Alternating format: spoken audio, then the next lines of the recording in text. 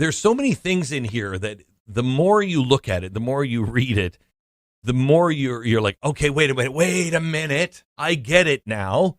And one of those things comes from Loretta Lynch. Do you remember? She was the head of the DOJ under Obama, and she had a meeting at an airport on the tarmac with Clinton. Do you remember this?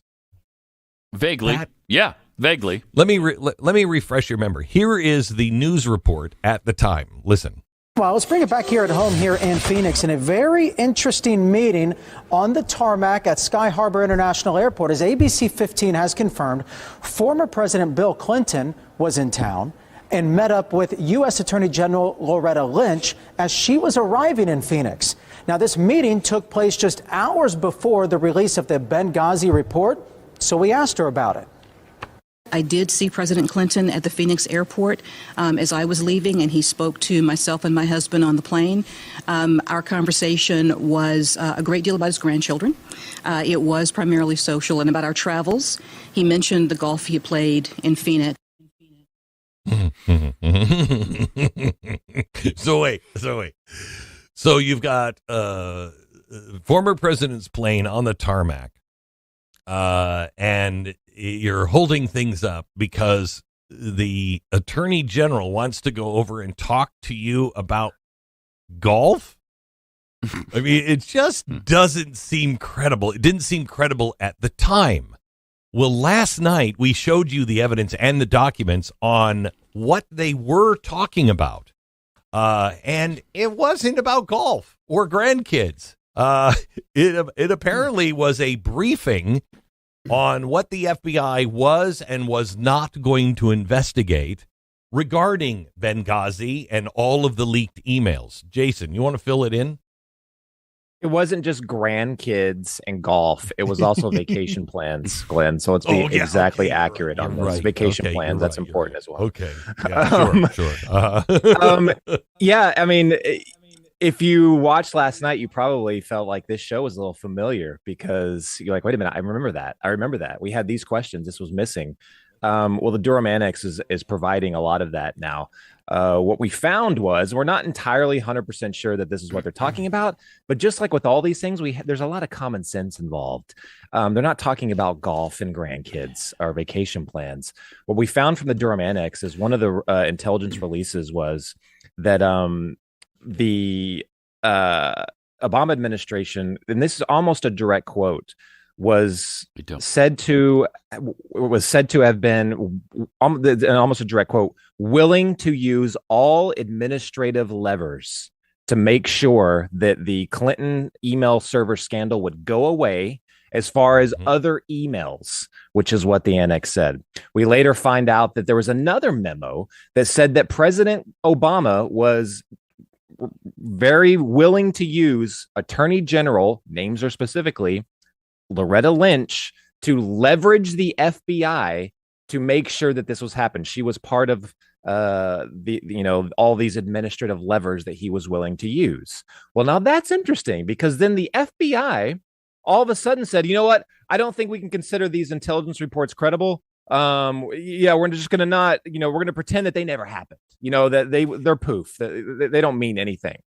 And that's also strange.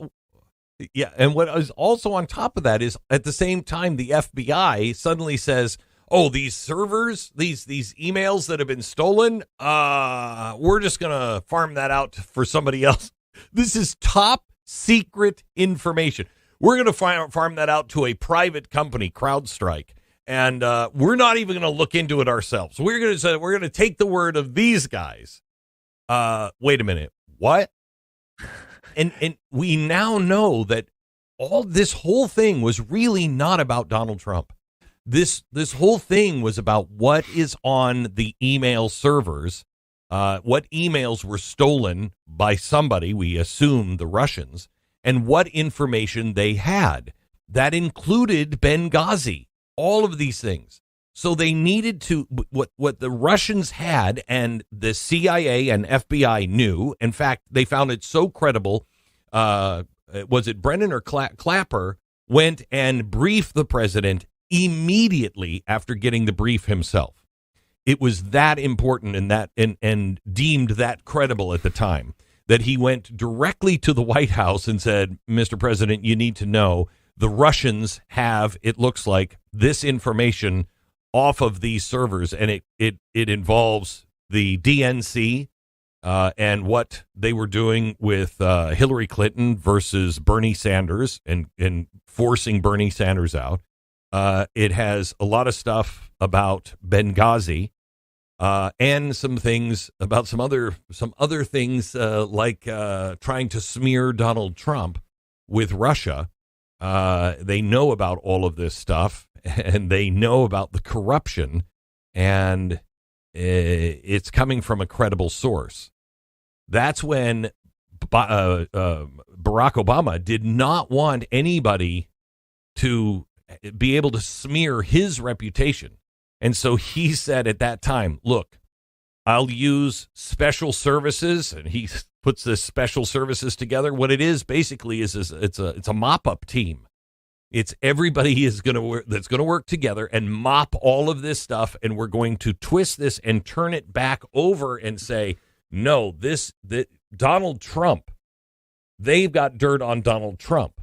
So that way, if it ever comes out, we can say, oh, no, that's Russian operatives that are doing all of this. They're just trying to make Hillary Clinton look bad, because they want to distract us from Donald Trump.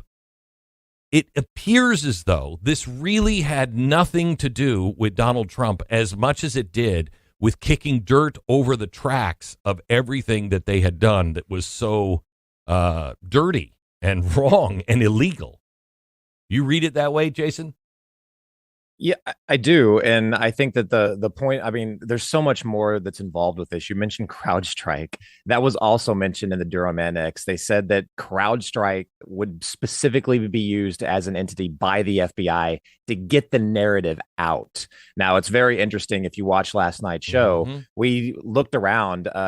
There's no evidence the FBI ever looked at the servers that CrowdStrike said, look, this proves the Russians did this. They never looked at them. They took their word for it. Now, we were like, how is that even possible? Now, that's kind of a big thing. So we looked at, we asked a source that we have in the intelligence community. We said, this can't be true, right? Is this right? Well, the source confirmed it. In the current intelligence community confirmed it and said it looks like, this is almost a direct quote. We had it last night. It looks like they just relied on CrowdStrike. I mean, oh my gosh. And I want to go back to, the importance of the Loretta Lynch story here is it shows how far the Obama administration was willing to go, what they were willing to do to push this narrative forward of Donald Trump, but also to hide and to silence, to use all administrative levers, to use the quote, to make sure that their scandals, all the ones you just mentioned, quietly go away. It's one of the craziest angles to this story. And we find out later that the FBI seems like they were taking the point on making sure a lot of this, it appears so allegedly that they were taking the point on making sure a lot of this happened. Later on, they would give a defensive briefing to Loretta Lynch to say, look, we've got this information that, that it might get out there that you were colluding with the Clinton campaign as part of this scheme. Basically, what do you have to say about it? And what she answered was, I have the quote memorized, Glenn. It's a long one. You ready? She said, okay, and never denied any of the allegations. That's it. And they walked away. The whistleblowers are now showing, that they walked away saying, that doesn't make sense. How was she not outraged that she would be accused of this? Why did she not react differently? Why did she just go, okay, thank you? Instead of saying, if somebody walks into my office and says, hey, Glenn, looks like you're dirty and the Russians have you on tape doing X, Y, and Z, and we're getting all kinds of legitimate intel on you, you would say immediately, absolutely, this is an outrage. This is an outrage. I want you to track this down. That cannot be credible because I didn't do X, Y, and Z. She responded, okay. Yeah. Wait a minute.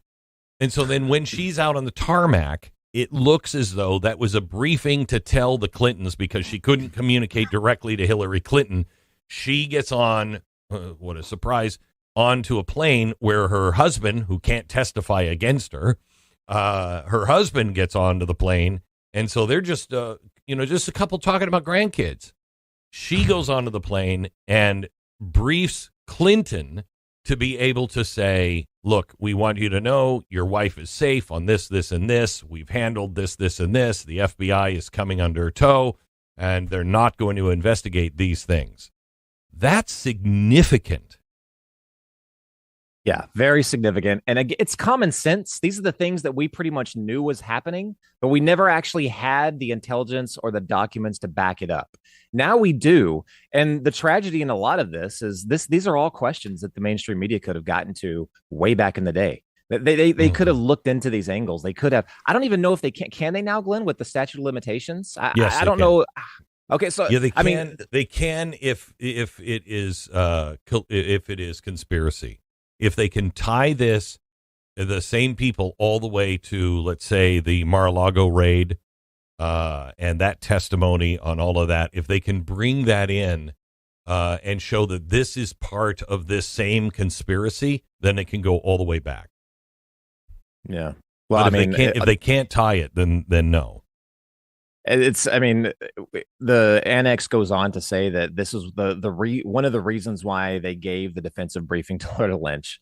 One of the reasons, her reaction to everything and all the fallout, this sensitive intelligence is what it's called. All this information, leaking all this information, our intelligence gave Comey the reason to completely shut down the investigation into Hillary Clinton's email server. I mean, that right there, again, wow. Their fear was so palpable within the FBI. They didn't know how to handle this. So that was the reason that he shut down the investigation. And he gave the excuse of, she didn't have the intent. Remember that? There was no intent. You have to link intent to all of this. No, you don't. This memo says that was the reason why. Because of the information in this, they had to shut it down. This story is only beginning. I know, just beginning. And thank you, Jason. Thanks for coming in. And it's not just it's not just national security stuff. They were shutting it down because it would make Obama look bad. It would make the Democratic Party look really bad. And so this was not just national security stuff. It was also save the Democratic Party. And if this is not prosecuted, if this is not revealed, if it's not prosecuted and proven in court, has to be proven in court, then the message being sent is you're never going to get shut down for anything. Double down. We didn't go far enough. And it's really dangerous. Very, very dangerous.